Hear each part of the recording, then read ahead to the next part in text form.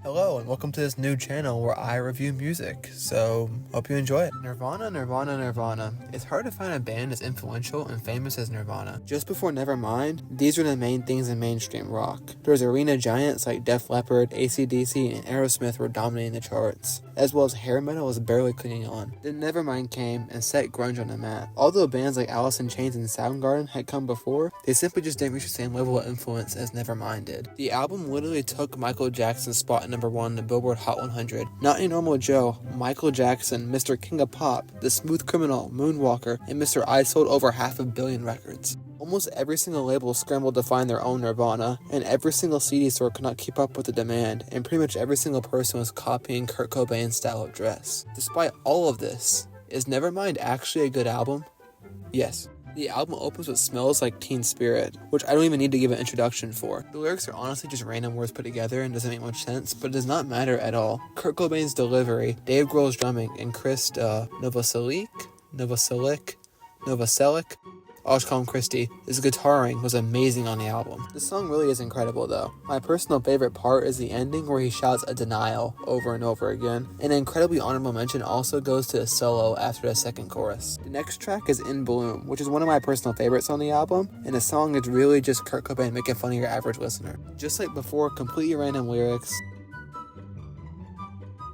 Despite its interesting chorus, it's an incredible song. The guitar in the back is meant to give a watery and underground vibe. A lot of people like to debate the meaning of the song, whether it be heroin use, an inclusionary anthem, or just escapism. The next song is Breed, which for a long time I honestly didn't really like that much, however recently it's grown on me very heavily. Not much to really say on the track other than no one can agree on the meaning. Next up is Lithium, another one of my favorites on the album. It goes back and forth in a bipolar fashion, meant to describe the back and forth feelings of being bipolar. Christy in the background honestly completely kills it with the bass. Kurt's delivery is amazing, and I have to show this clip of Christy.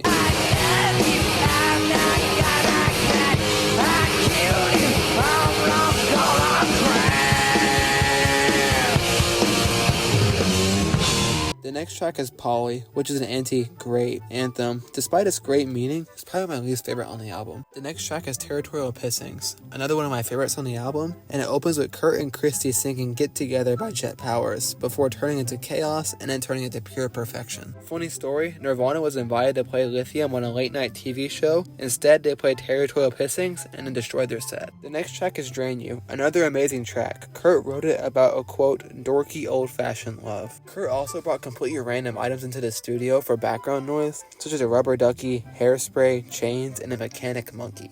Kurt then proceeded to do one of the best pick slides ever. The next track is Lounge Act. Yet again, as I say with all of these things, another one of my personal favorites. He wrote it for Toby Vale, his girlfriend, and then they broke up. So when his next girlfriend, Courtney Love, would always skip it. The track is meant to sound like one of those lounge bar bands, hence the name, and yet again, phenomenal. The next track is Stay Away. Yet another great track, more completely random lyrics, but as always, it does not matter at all. The next track is On a Plane. The song is supposedly about writer's block, although it definitely isn't. It's more randomness, but who cares. Phenomenal delivery from Kurt, Grohl's drumming kills it, and great guitars from Kurt and Christy. The next and final track is Something in the Way. I'm literally Batman. But in all seriousness, this track is very mellow and mournful. Kurt kills it, and it's one of the best on the whole album. Meanwhile, the cello is perfection. Meanwhile, in complete contrast, there's a hidden track, Endless and Nameless. This track is pure grungy chaos, and easily one of, if not the most chaotic Nirvana songs. Just look at the live performances.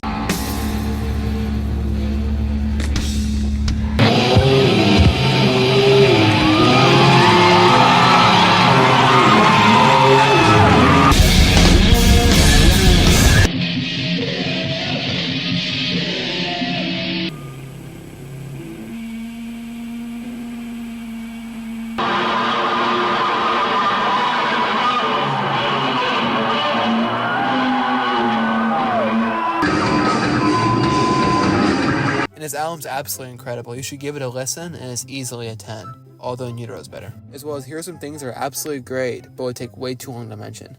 As well as Nirvana is one of my personally favorite bands of all time, which is why this album's great.